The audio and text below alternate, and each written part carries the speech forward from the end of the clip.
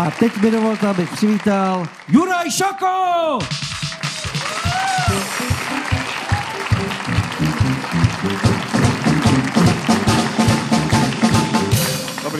Dobrý večer.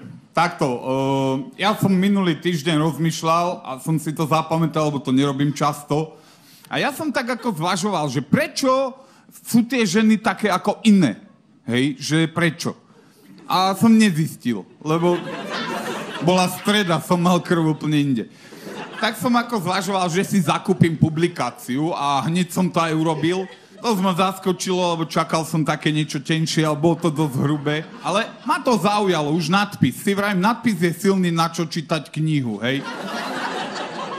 A tam bolo napísané, že muži sú z Marsu a ženy sú z tej druhej tyčinky, neviem. A to je presne pravda, hej? Lebo to nie je len tak jednoduché.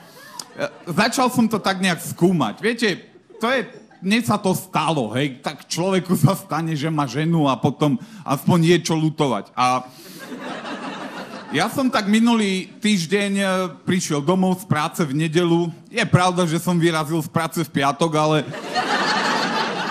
som sa zdržal. No a prichádzal som domov, si vravím, zaklopem, však je víkend, kľúče som stratil, takže zaklopal som, otvorila mi žena a hneď, ale okamžite som vedel, že je niečo inak.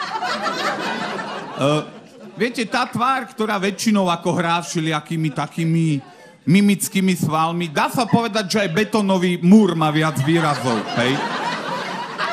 A stála za tým prahom a zrazu som cítil, že obývačka už není moje teritorium. Hej? Žena, jasné, body language, hej, takto ruky. A žena okamžite začne rozprávať. To je na ženách dobre, hej. A hovorí, bola som vonku. Ako, takto ženy môžu chodiť von, však sa dokážu vrátiť, hej, ale...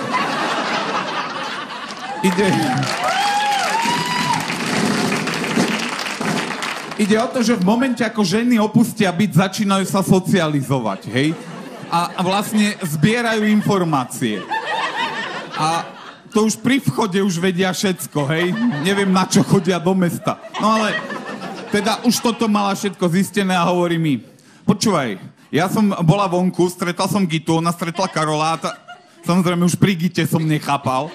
A ja som sa dozvedela, že minulý rok, keď si bol vonku s Karolom na rybách, že ty si bol vlastne s Ondrom pič.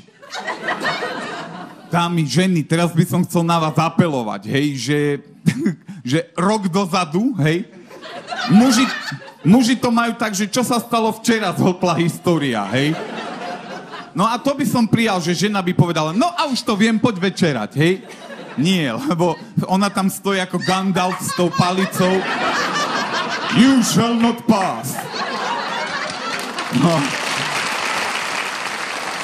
No a čiže človek rozmýšľa, že čo by tak teda ako mohol. A vtedy samozrejme príde zaklinadlo, hej. Chcem počuť vysvetlenie. Takto, vravím, že si nepamätáme ani čo bolo včera, čiže v tom momente, dámy, aby ste chápali, čo sa mužovi začne diať v mozgu. V prípade, že ho vlastní, hej. Ak ho nevlastní, je tam háčik a visí na ňom miecha, ale bavme sa o mužovi, ktorý má mozog, hej. Muž vtedy v panike vchádza do mozgu. Vidí pred sebou 15 miliónov zásuviek, šuflíkov.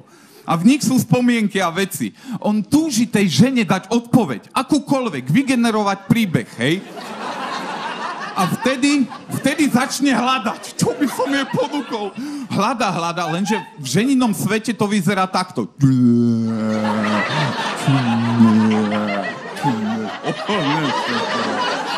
Áno, sme pomali, hej? No a dámy, ženy, vy si uvedomte, že vtedy my začíname tvoriť realitu na novo.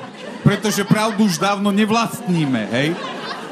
Čiže tiež nemáme veľa času rozmýšľať. Vlastne až keď to hovoríme, je šanca počuť, čo sme mysleli. A to už je neskoro, hej? A práve vtedy, keď ste skončili ten príbeh, počujete na schodoch zlovestné zvuky. Ide svokra. s tým sa úplne nerátalo, lebo svokra, keď prichádza, hneď sa pýta, čo moji, čo sa deje?